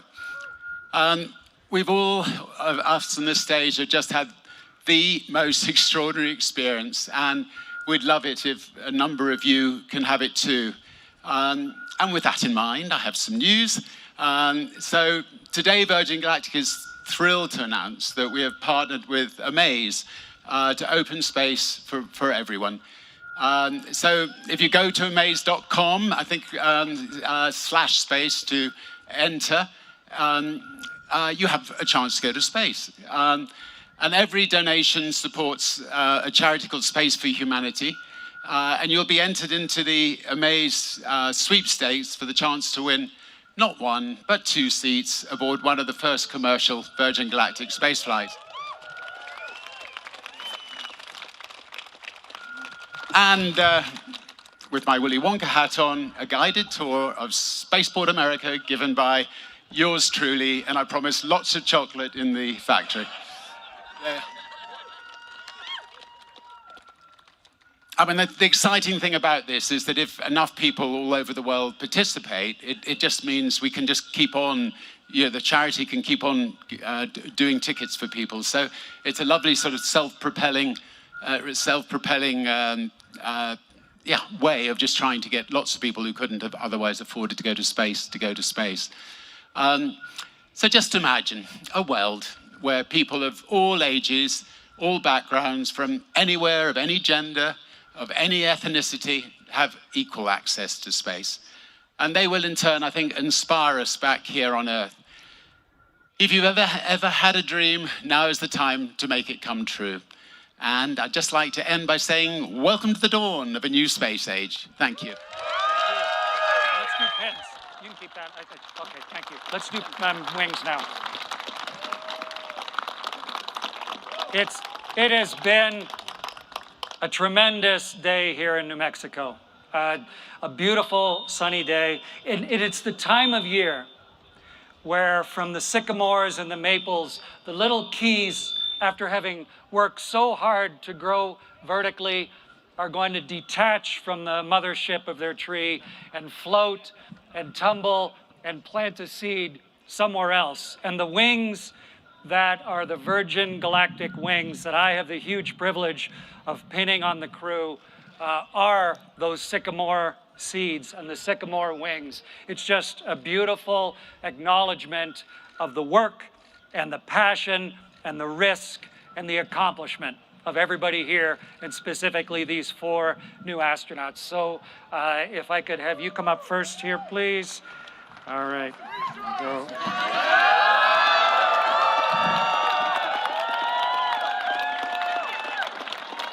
Everybody, Sharisa Bandla, astronaut!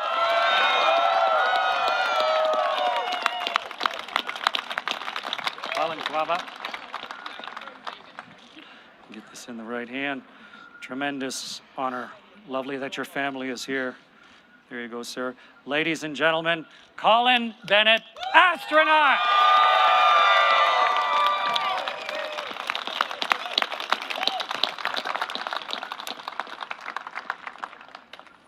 Ready? Yeah. Just reach across. There we go. Get the magnet secure. All right. And as part of the historic Unity 22 flight, ladies and gentlemen, it is Beth Moses, astronaut.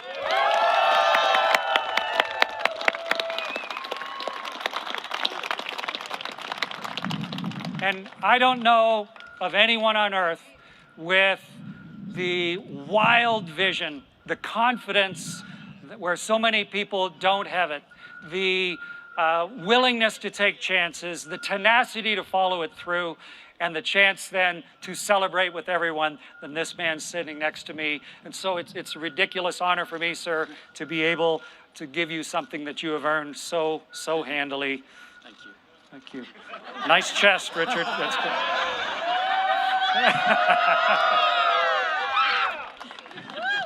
Ladies and gentlemen, this here is Sir Richard Branson, astronaut.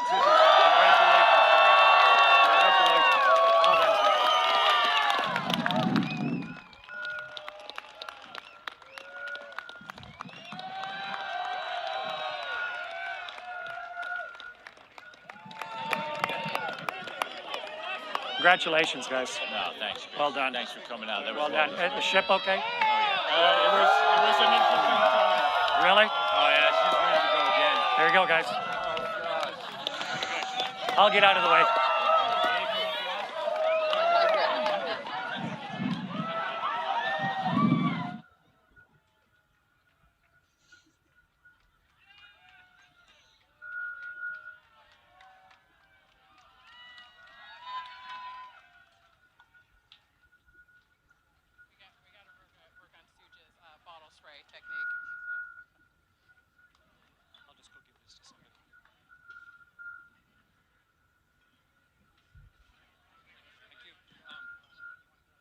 Yeah, I'll grab that.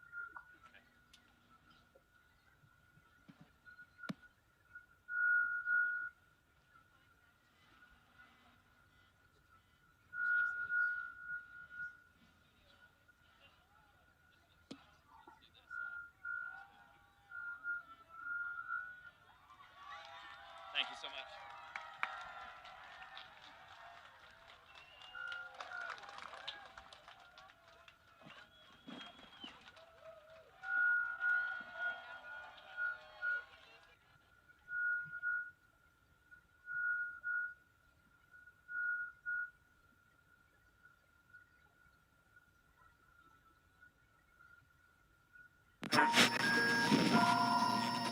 We are an island, surrounded by oceans of land, desert land, mountain land. Each time I fly home, I contemplate the endless space. Here, you sense the hand of time, the relentless creativity of nature, and of man. New Mexico, true. Well, folks, that does it. Richard Branson has left the planet and experienced space travel thanks to the magic of science. I know it's an experience that he hopes and expects many others, especially the next generation, will enjoy during his lifetime through the Virgin Galactic experience. To quote Neil Armstrong, wow. You got to imagine Neil said that at some point. For lifelong space fans like me, today was truly special. It was a dream come true because, like Richard, when I was a young child, I'd stare up at the stars and wonder if advancements in space travel would someday reach the point where a private citizen could launch themselves to the stars while I hosted a live stream of it. It's truly been an inspiring day. Humanity witnessed Richard Branson journey to space and, for one brief shining moment, experienced what the planet would be like without him on it. I, for one, am going to treasure that feeling. So thank you for watching, and congratulations again to Virgin Galactic and Richard Branson and the rest of this courageous crew. Richard, I can't wait to have you on my show so we can talk about this and, I don't know, maybe arm wrestle or something. Those few minutes in space have surely reduced your bone density. So long, everybody. See you in the stars.